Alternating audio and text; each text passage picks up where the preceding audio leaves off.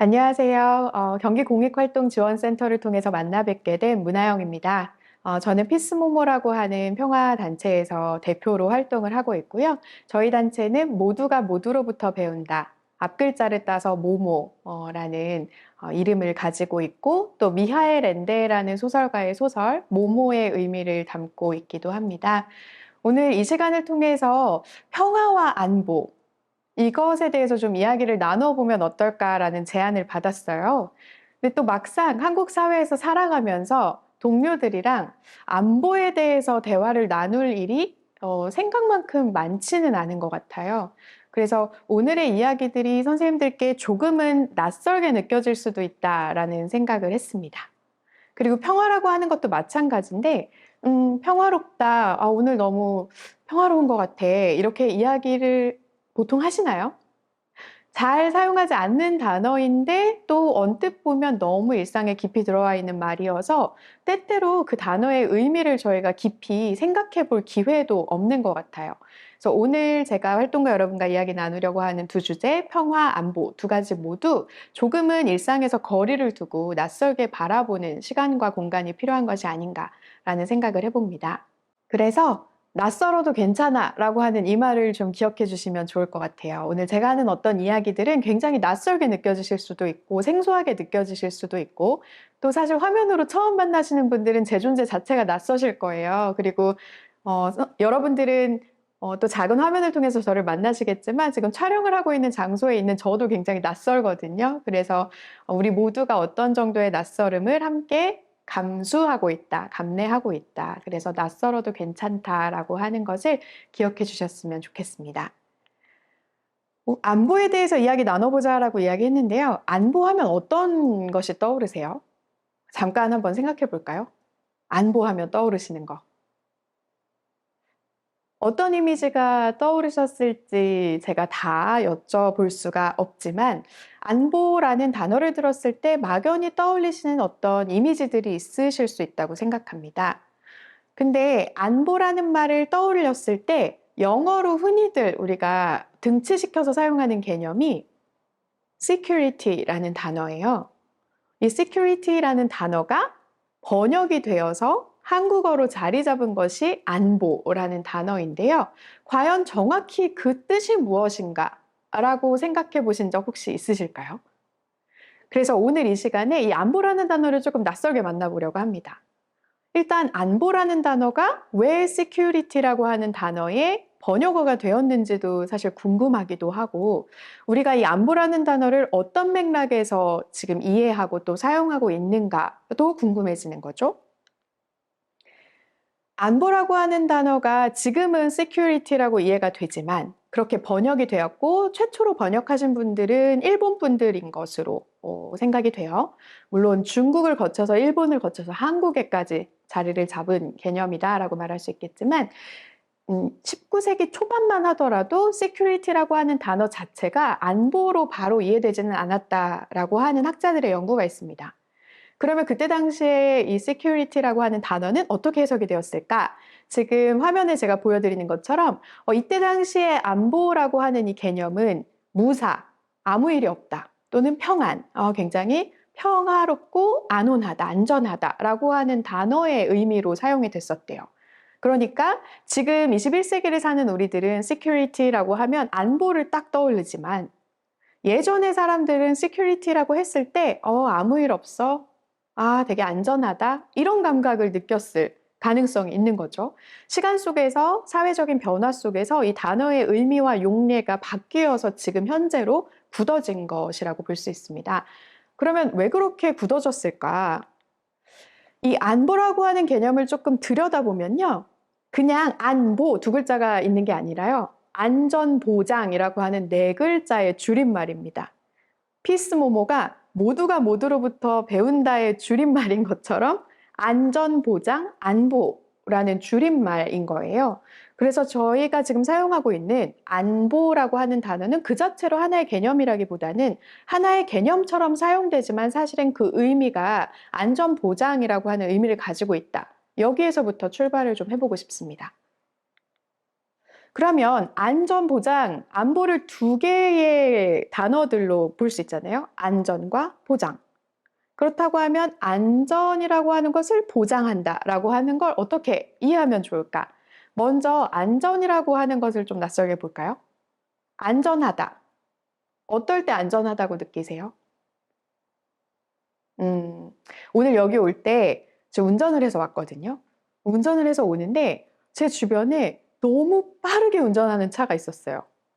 뒤에서 자꾸 막 가까이 오시는 거예요. 그래서 제가 운전하면서 되게 안전하지 못하다고 느꼈거든요. 불안했어요. 근데 그 차가 다른 차들을 막 추월해서 멀리 가시고 나니까 그때부터 약간 안전하다고 느꼈습니다. 안전의 감각은 아마 다 다르실 거예요. 이 안전하다라고 하는 감각을 사전에서 찾아보니까 어떤 위험이나 위협이 생길 가능성이 매우 낮아서 뭔가 사고 날 염려가 없는 상태를 이야기한다고 합니다. 그래서 안전이라고 하는 건 어떻게 보면 불안이 없다, 두려움이 없다라고도 이야기할 수 있을 것 같아요.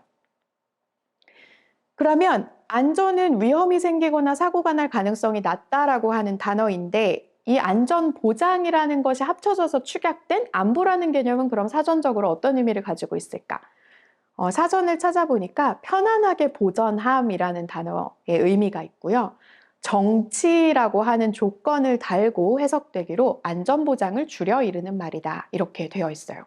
표준국어 대사전에서 사용하는 정의를 가지고 왔습니다. 그러니까 이 안보라고 하는 단어는 정치적 맥락 속에서 안전보장이라는 단어를 줄여서 사용하는 것이다라고 이야기를 하고 있는 거죠. 그렇다고 하면 안전보장이라고 하는 단어, 그 정치적 맥락 속에서 사용되는 안전보장은 어떻게 정의되어 있을까? 사전을 또 찾아봤어요. 그랬더니 이렇게 정의되어 있습니다. 외부의 위협, 침략으로부터 국가와 국민의 안전을 지키는 일. 예를 들면 군사동맹, 경제협력, 중립 따위의 방법이 있다. 이렇게 적혀 있습니다. 정치적 맥락에서 안전보장이라고 하는 것의 명료한 정의가 지금 나왔어요. 세 가지 정도로 이걸 쪼개서 볼 수 있을 것 같아요. 외부의 위협이나 침략으로부터 첫 번째, 두 번째는 국가와 국민의 안전을, 세 번째는 지키는 일. 이렇게 세 개로 쪼개서 한번 생각을 해볼 수 있지 않을까 싶습니다. 안전을 보장한다고 하는 개념이 성립하려면 첫 번째로는 외부의 위협이나 침략이 있어요. 그래서 그것으로부터 누구를 지켜요? 국가와 국민의 안전을 지킵니다. 세 번째가 그 행위죠. 지킨다라고 하는 행위. 그렇다고 하면 전제로 되어 있는 외부의 위협이나 침략이 있고 국가와 국민의 안전을 행위로서 지키는데 여기서 좀 궁금해지는 것은 주체가 누구인가 하는 것이었어요. 사전적 정의에서는 주체가 잘 안 보이죠. 예, 여기는 주체는 생략되어 있습니다. 근데 우리가 일상적으로 또 정치적 맥락에서 안전보장의 주체를 떠올릴 때 보통은 누구를 생각하게 될까요? 네, 들은 걸로 하고. 안전보장의 주체를 떠올릴 때 우리는 보통 국가를 상정하게 되는 것 같아요. 그쵸? 외부의 위협이나 침략이라고 했을 때 내 외부를 구분할 수 있는 경계로서 지금 현대 사회에서 우리는 국민국가라고 하는 개념을 사용하고 있고 국민국가의 틀을 기준으로 이 국민과 국민이 아닌 내부와 외부를 경계를 지어서 생각하고 또 그렇게 운영하고 있죠. 국경을 넘나드는 행위 역시도 어떤 허가를 통해서 넘나들도록 되어 있잖아요. 그러다 보니까 안전보장이라고 하는 것의 정치적인 맥락에서의 해석에서 주체는 국가로 상정되어 있다라고 보는 것이 무리가 없을 것 같습니다. 그렇다고 하면 세 가지의 고민거리가 좀 생겨요. 이 정의를 좀 낯설게 보고자 하는 거예요. 오늘 낯설게 보기로 했으니까. 그래서 첫 번째, 외부의 위협이나 침략으로부터 이 말을 조금 낯설게 본다면 외부와 내부 어떻게 구분할 수 있을까라고 하는 질문. 그리고 또 하나, 침략과 방어. 어떻게 이야기해 볼 수 있을까? 이 두 가지 키워드로 첫 번째 조건을 한번 얘기해 보고 싶고요. 두 번째는 국가와 국민의 안전을 이라고 하는 목적이잖아요. 이 목적어. 이것을 국가와 국민의 관계로 한번 들여다보고 또 국민과 비국민의 관계에서 한번 살펴봐야 되지 않을까 생각합니다. 그리고 세 번째, 지키는 일에 대해서 생각하면 아까 주체의 문제랑 연결되어 누가 누구를 지키지? 이렇게 되면 보호의 주체와 객체가 존재한다라고 이야기할 수 있지 않을까. 그렇다고 하면 통상적으로 주체를 국가로 설정하면 보호의 객체는 국민이 되겠죠. 국가가 국민을 보호할 책임과 의무를 가지고 있다라고 이야기할 수 있을 것이에요. 그래서 이런 세 가지의 조건을 조금 더 세부적으로 낯설게 보는 것을 시작해 보겠습니다. 일단 첫 번째, 외부의 위협이나 침략으로부터. 외부의 위협이라고 하면 뭐가 떠오르세요? 외부라고 했을 때. 저의 외부는 무엇일까요? 지금 외부라고 했을 때 떠오르시는 것을 상상해 주시고 계실 것 같은데, 제가 지금 이미지를 하나 보여드리고 있어요. 그 이미지는 사실 곳곳에서 볼 수 있는 이미지이기도 하고 익숙한 화법이기도 합니다. 분단이라고 하는 어떤 내재적인 조건이라고 해야 될까요? 한국 사회가 끌어안고 살아가고 있는 현실이죠. 이 분단이라고 하는 상황적 조건 속에서 우리가 이 사회 곳곳에 숨어 있는 간첩 또는 좌익사범을 찾아야 합니다. 라고 하는 메시지들을 굉장히 익숙하게 접하면서 살아가요. 근데 요즘은 또 어떨지 모르겠어요. 1950년대 한국전쟁이 끝나고 53년에 한국전쟁이 끝난 이후로, 끝나지 않았죠. 정전된 이후로. 이 정전된 이후로 지금까지 분단이 지속되는 과정 속에서 외부의 적으로 상정했을 때 가장 가까이에서 상정할 수 있는 적은 언제나 한반도 북쪽에 있는 사람들이었어요.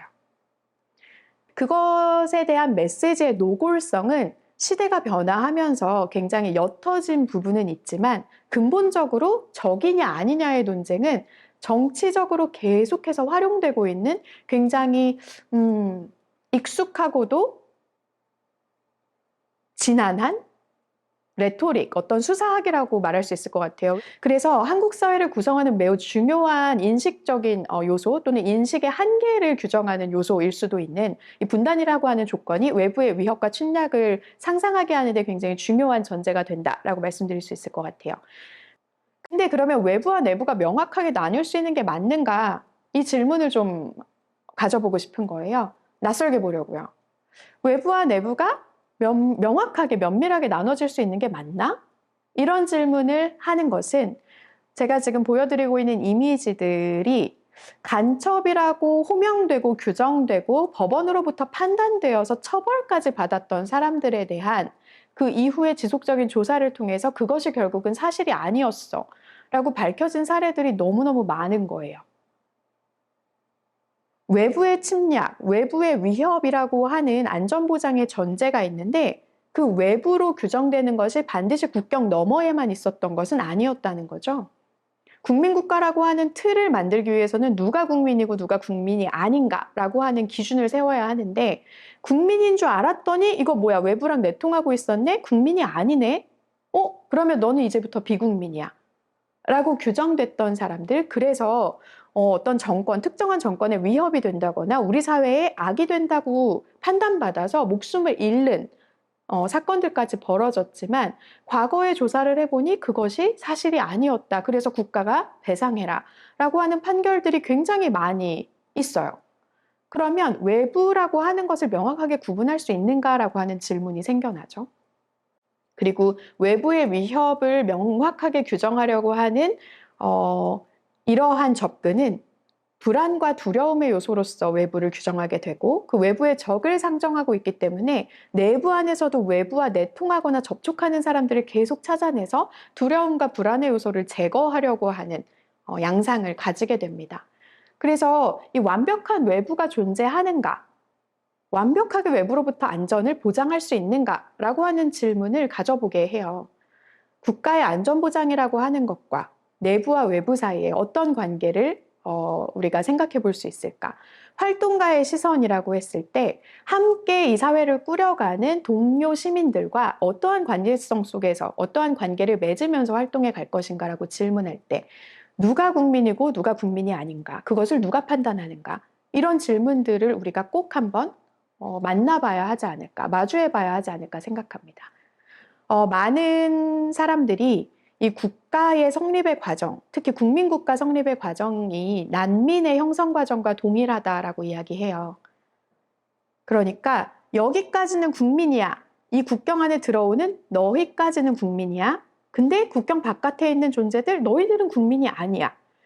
그래서 국가에게 인정받지 못하지만 존재하는 사람들의 어려움이 굉장히 커지는 부분이 있죠. 지금 현실 저희가 직면하고 있는 문제이기도 하고요. 그래서 이 부분 같이 고민해보고 싶어요. 그리고 두 번째 조건, 국가와 국민의 안전을 이라고 되어 있어요.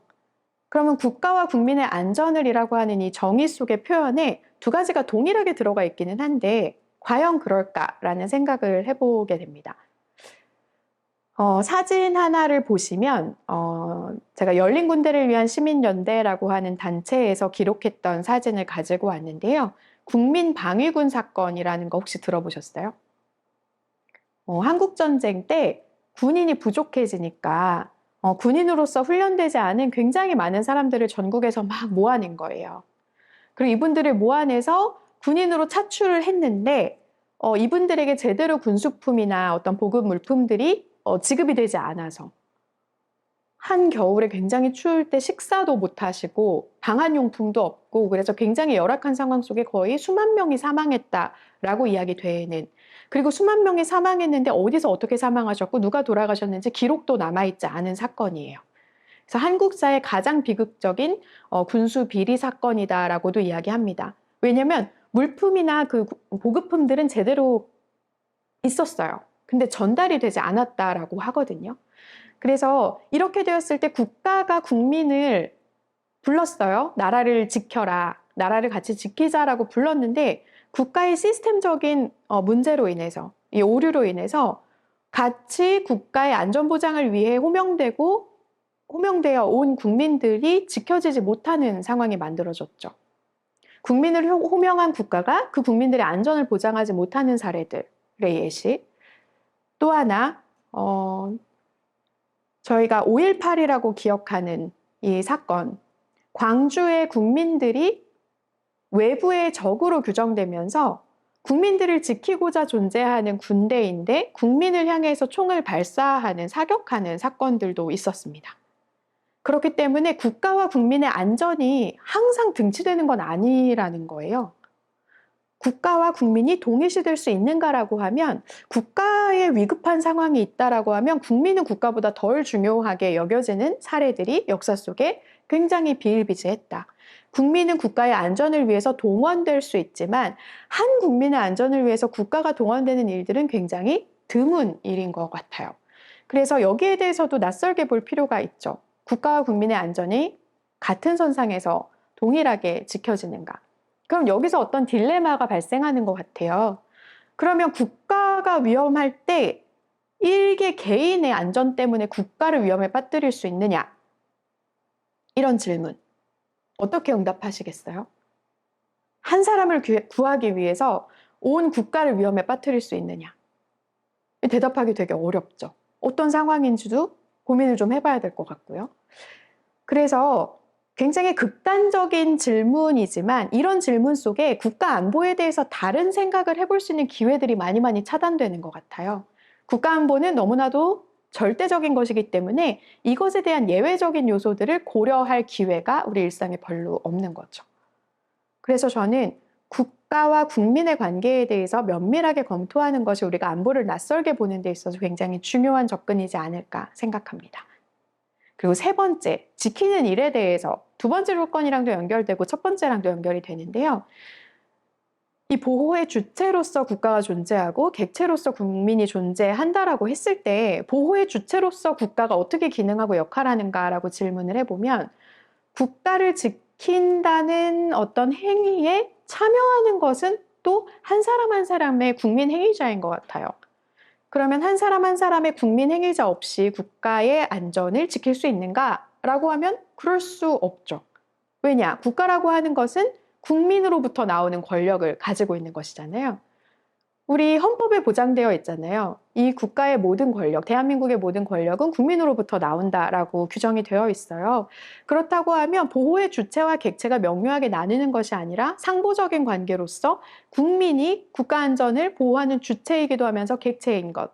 그래서 국가는 국민의 안전을 지키기 위해서 존재해야 하고 또 국민은 마찬가지로 국가의 안전을 위해서 존재하는 상보적인 위치에 있다라고 볼 수 있죠. 근데 앞서 던졌던 질문처럼 국가가 위기에 처했을 때 한 사람의 개인을 위해서 국가의 안전을 위험에 빠뜨리는 일이 잘 일어나지 않는다라고 하면 이것이 국가가 주체가 되고 국민이 객체가 되는 현상이 훨씬 더 비일비재하게 벌어지지 않는가라고 이야기해 볼 수 있습니다. 그래서 이 한 가지 측면은 권력이라고 하는 키워드랑도 연결시켜서 생각해 볼 필요가 있죠. 대한민국의 모든 권력이 국민으로부터 나온다. 우리가 공익활동을 상상할 때 권력이라고 하는 것을 공적인 것으로 상상하고 함께 그 권력을 만들어가고 이것이 공익적인 목적을 위해서 사용될 수 있게 하는 것이 공익활동일 텐데요. 그때의 공익이라고 하는 것의 주체를 누구로 상상하고 있는가?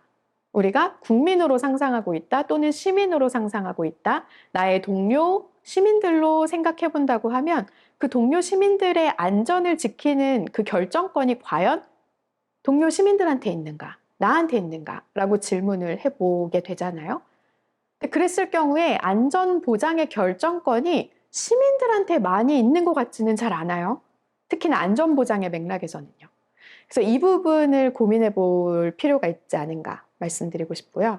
또 하나, 지키는 일에 있어서 젠더적 구분이 작동한다라고 하는 측면을 또 생각해 볼 필요가 있습니다. 한국 사회에서요, 이 젠더라고 하는 화두가 굉장히 예민하고 민감하고 다루기 어려운 주제가 되어 왔잖아요. 그리고 그런 이유가 젠더라고 하는 키워드를 가지고 편가르기 또는 구별짓기의 방식으로 이야기를 주로 하게 되다 보니까 누가 더 어렵니, 누가 더 힘드니에 되게 소모적인 논쟁으로 가게 돼요. 이거 역시 보호의 주체와 객체를 명료하게 구분하는 한국 사회의 이 특수한 맥락이 존재하는 것 같거든요. 그 특수한 맥락은 앞서 시작하면서 말씀드렸던 분단의 문제와 연결됩니다.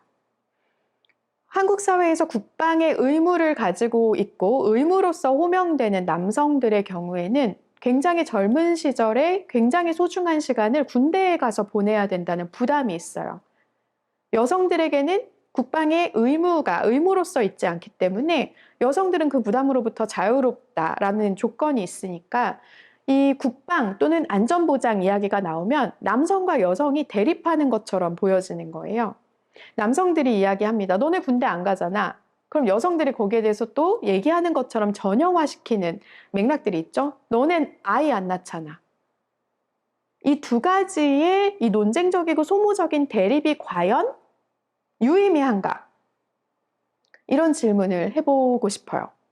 보호의 주체 또는 객체. 이때 남성이 힘이 더 세고 물리적으로, 신체적으로 힘이 더 있기 때문에 여성을 보호할 수 있다. 저는 그것은 어떤 맥락에서 맞는 부분이 있다고 생각합니다. 물리적인 힘의 차원에서 좀 다르죠. 근데 예외적으로 굉장히 탄탄하게 훈련하신 여성분들은 또 물리적인 힘이 굉장히 세세요. 제가 즐겨보진 않았는데 넷플릭스에서 나왔었던 피지컬 100, 100라고 하는 프로그램에 보면 정말 근육질의 여성분들 막 나오시더라고요. 깜짝깜짝 놀랐거든요. 네, 그래서 이것에 있어서 언제나 예외는 존재하지만 보편적인 맥락에서 저희가 흔히들 사용하게 되는 어떠한 전형성을 낯설게 볼 필요가 있다. 여성이 남성을 보호할 수 없는가라고 묻는다면 그것에 대한 예외적인 상황들도 존재할 거예요. 그리고 보호라고 하는 것을 어떻게 해석하느냐도 다를 수 있죠. 예를 들면 무기를 통해서, 완력을 통해서 누군가를 지키는 행위만 보호인가? 일상적인 돌봄들, 일상적으로 발생되는 여러 가지 요소들. 우리는 예를 들면 운전할 때 차선을 지키는 것도 결국은 서로를 보호하는 일이거든요. 요리를 할 때 위험한 것을 넣지 않는 거, 서로 신뢰에 기반해서 안전한 먹거리를 만드는 거, 이것도 서로를 보호하는 일이거든요.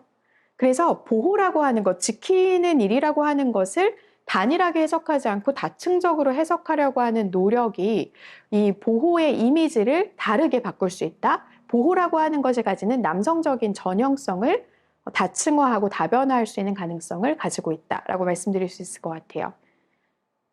그래서 이 안전보장이라고 하는 단어를, 이 개념을 좀 낯설게 보자라고 하는 제안을 드리고 세 가지 측면에서 지금 들여다봤습니다. 외부의 위협이나 침략으로부터 국가와 국민의 안전을 지키는 일. 이 세 가지 한번 나는 이걸 낯설게 볼 때 어떠한 이야기들이 떠오르는가? 또 내가 평소에 떠올렸었던 안전보장, 안보의 이미지는 무엇이었는가? 또 제가 말씀드린 것 중에 잘 동의되지 않고 또는 충분하지 않다라고 느끼시는 지점들은 어떤 것이 있으신지 이런 부분들 한번 같이 생각해 보시면 참 좋을 것 같습니다. 그러면 안보라는 단어가 안전보장을 줄여서 말한 단어다라고 말씀드렸잖아요. 그러면 그걸 다시 늘려서 들여다보면서 안전이라고 하는 단어 중심으로 낯설게 들여다볼게요. 그럼 안전이라고 하는 것은 무엇일까? 처음에 시작하면서 안전하다는 감각에 대해서 여쭤봤었잖아요. 이 안전이라고 하는 것을 어떻게 해석하면 좋을까? 정치적 맥락에서 안전보장이라고 하는 단어 자체는 국가 간의 관계 속에서 국제 정치학적으로 사용되는 단어인데요. 그 안전보장이라는 개념을 들여다보면 그것으로는 우리의 안전을 보장하기에 충분하지 않다라고 하는 것들을 근래에 많이 느끼고들 계세요. 예를 들면 국가가 안전보장한다, 국제정치상의 안전보장이다라고 말했지만 2020년 2월부터 급속도로 퍼졌던 코로나의 경우에 국가가 안전보장을 그동안의 안전보장의 주체로서의 국가가 역할을 충분히 할 수 있는 조건이 되었나요? 국제정치적 맥락에서의 안전보장이라고 하는 개념은 코로나19 상황에서는 유효하지 않은 개념처럼 여겨졌어요. 왜냐하면 이 바이러스는 무엇으로도 막을 수 없는 것처럼 보였고 국경을 넘나드는 사람들을 통해서 막 퍼져나갔거든요. 그리고 굉장히 강력한 무기라고 생각되는 것들을 이제 싣고 또 굉장히 훈련된 군인들을 태우고 있는 항공모함에서 코로나 바이러스가 퍼지면서 어떤 훈련들이 전면적으로 중단되고 그 항공모함이 활동을 할 수 없는 상태에 도달하는 경우들도 우리가 목격을 했습니다.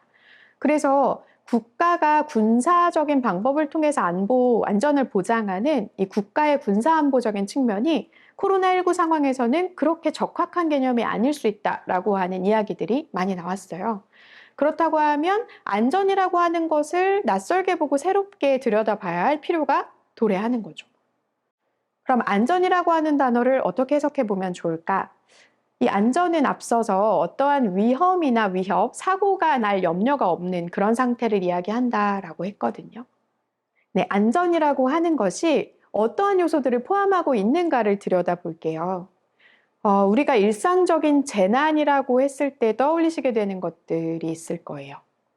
모든 것을 사실 재난이라고 표현하지는 않죠. 네, 2014년에 있었던 세월호 참사라든지 2022년 10월에 있었던 이태원에서의 압사 사고, 이러한 것들을 우리가 재난이라고 이야기하는데요.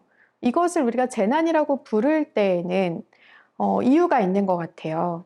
안전했어야 하는 환경, 안전이 보장되었어야 하는 조건에서 그 안전이 지켜지지 않은 것이죠. 그러면 국가가 국민들의 안전을 지켜주는 것에 있어서 우리가 일상적으로 상상하는 안전보장이라고 하는 개념, 정치적 맥락 속에서 안전보장이 주로 국가 간의 안보라고 하는 것으로 초점이 맞춰지고 외부의 위협이나 외부의 적을 규정하고 그것으로부터 우리를 지키는 일이라고 했을 때 세월호 참사의 문제나 10월에 있었던 이태원 압사 사고의 문제나 이러한 것들은 국가 안전보장의 조건에 부합하는 재난은 아닌 거예요. 그러면 국가가 안전을 보장한다라고 하는 이 안전보장의 의미가 이러한 재난의 상황에는 적용되지 않는다는 게 되죠. 그러면 안전보장의 개념이 충분한가? 안보라고 하는 개념을 우리가 이렇게 사용하는 것이 지금 현실에 부합하는가? 낯설게 보아야 하는 이유가 만들어지지 않는가 생각합니다.